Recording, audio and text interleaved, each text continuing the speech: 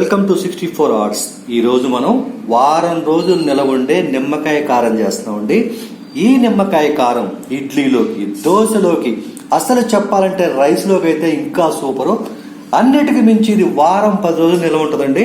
చక్కగా పెట్టుకొని టిఫిన్లోకి, భోజనాలు కూడా వాడేసుకోవచ్చు. దీనికి ఏం చేశాను అంటే నేను 12 కాయలు నిమ్మకాయలు తీసుకున్నాను. ఇక్కడ చూడండి, మినపగుళ్ళు చూసారు కదా, ఆ గిన్నెలో ఎన్ని తీసుకున్నాను.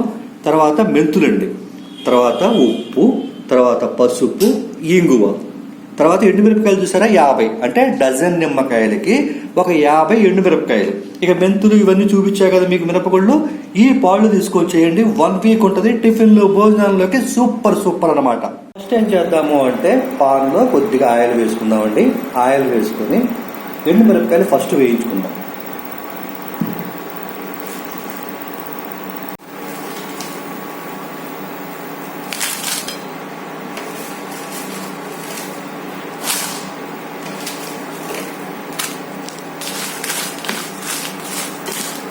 చూడండి, అలా ఫ్రై అయిన తర్వాత ఓ మిక్సీ జార్లో తీసేసుకోండి. ఇప్పుడు చూడండి, దాంట్లోనే ఏం చేద్దాము అంటే 6 స్పూన్లు మినపగుళ్ళు.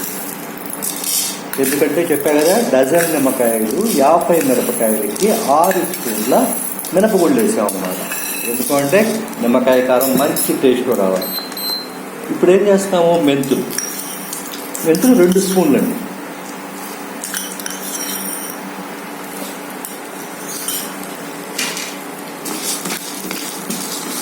కలర్ వచ్చేసిన తర్వాత చక్కగా పొయ్యి ఆపేసేయండి, చల్లారాలి. ఎందుకంటే ఇందాక ఎండుమిరపకాయలు చల్లారాలి, ఇవి కూడా చల్లారాలన్నమాట. ఆ 2 చల్లారేలోపు చక్కగా నిమ్మకాయలు కట్ చేసేసుకుందాం.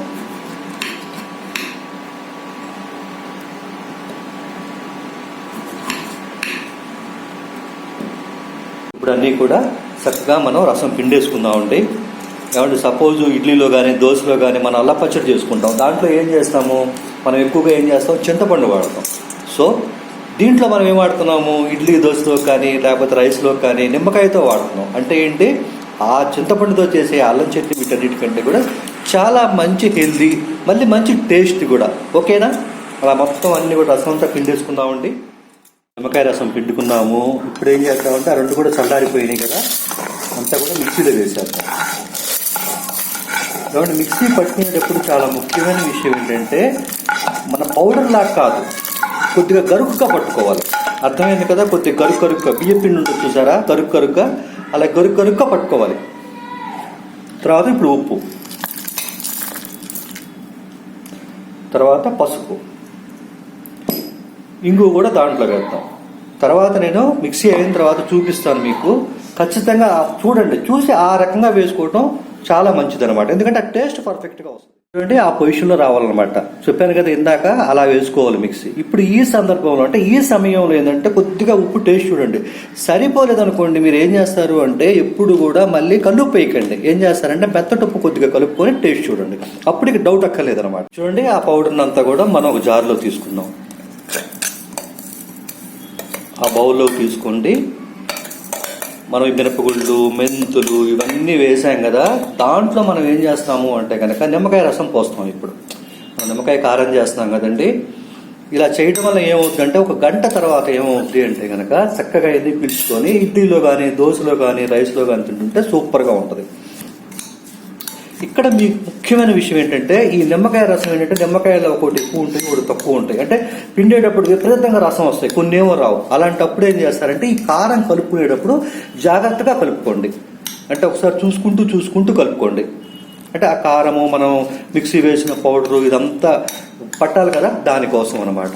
అందుకోసమే కొద్దిగా చూడండి.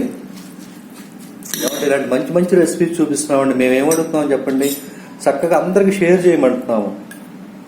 కానీ కనీసం చాలా మంది చేయట్లేదు.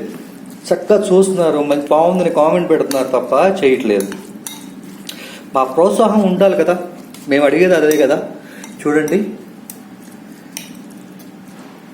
కొద్దిగా టేస్ట్ చూద్దాం. ఇప్పుడు మనకి నిమ్మకాయ పిండాలా వద్దా? ఓకే, సూపర్ అండి. కానీ మంచి అట్టు పోసుకొని అసలు మామూలు చట్నీ కూడా అక్కర్లేదండి. ఈ నిమ్మకాయ కారం చట్నీతోటి దోశ కానీ, ఇడ్లీ కానీ తినండి, చెయ్యండి. ఆ తర్వాత కామెంట్ సెక్షన్లో మీరే పెట్టండి. ఓకేనా?